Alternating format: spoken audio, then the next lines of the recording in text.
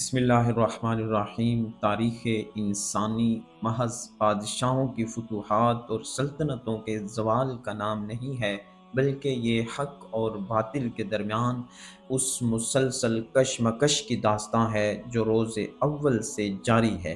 آج ہم جس ہستی کی قربانی کا ذکر کرنے جا رہے ہیں وہ صرف ایک تاریخی واقعہ نہیں، بلکہ ایک ایسا فکری انقلاب ہے جس نے انسانیت کو جینے کا ڈھنگ سکھایا۔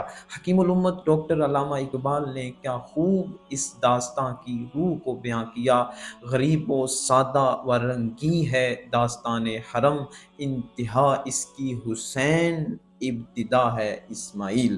آج کے اس دور میں جب مادہ پرستی عروج پر ہے، جب اخلاقی اقدار پامال ہو رہے ہیں اور جب ضمیر کی آواز کو دبایا جا رہا ہے، تب کربلا کا ریگزار ہمیں پکارتا ہے۔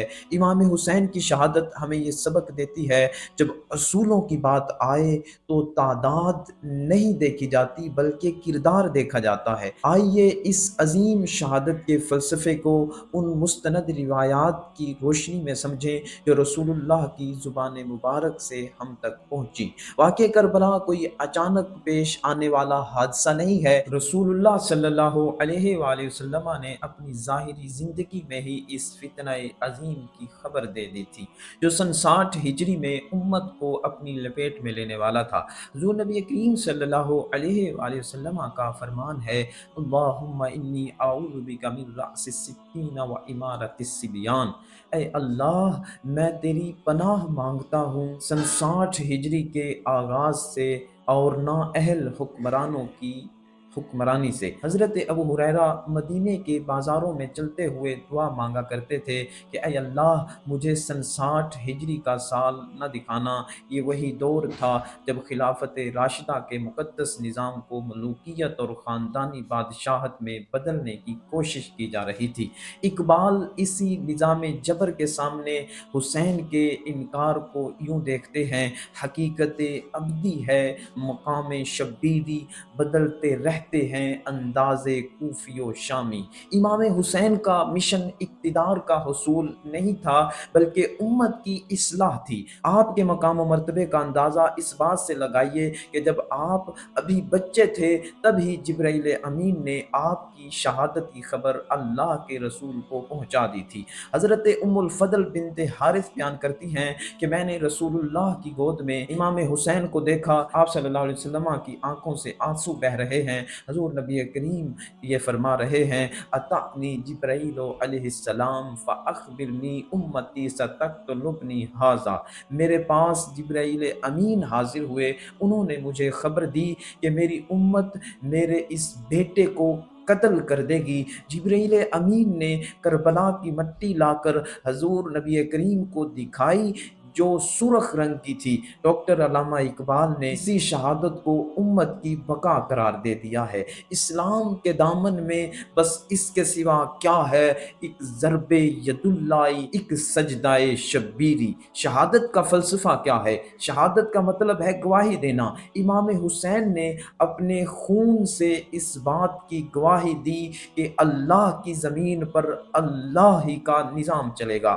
آپ جانتے تھے کہ ان کی شہادت سے ایک ایسی لہر پیدا ہوگی جو ظلم کے ایوانوں کو ہلا کے رکھ دے گی۔ قرآن کریم میں ارشاد باری تعالیٰ ہے، ما اصاب من مصیبت فی الارض ولا فی انفسکم الا فی کتاب من قبل ان نبرأها ان ذلک علی اللہ یسیر۔ زمین میں اور تمہاری جانوں میں جو بھی مصیبت آتی ہے وہ اسے پیدا کرنے سے پہلے ایک کتاب میں لکھی ہوئی ہے۔ بے شک یہ اللہ پر آسان ہے۔ آپ کا مقصد امت کو اس پست غلامی سے نکالنا تھا جہاں وہ باطل کو حق سمجھنے لگی تھی۔ ڈاکٹر اقبال نے اس فلسفے کو ان لازوال الفاظ میں رویا ہے، اللہ اللہ بائے بسم اللہ پدر مانا ذبح عظیم آمد پسر۔ سبحان اللہ، بسم اللہ کی بے کے وارث علی باپ ہیں اور ذبح عظیم کی حقیقی تفسیر ان کا بیٹا امام حسین ہیں۔ کربلا ہمیں कई ऐसे اسباق دیتا ہے جن کی آج ہمیں اشد ضرورت ہے: صبر اور رضا بالقضا۔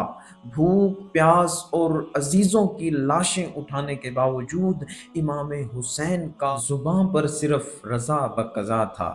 حضرت زینب اور دیگر خواتین اہل بیت نے اسیر ہونے کے باوجود چادر اور چار دیواری کے تقدس اور دین کی تبلیغ کا جو کام کیا وہ رہتی دنیا تک مثال ہے۔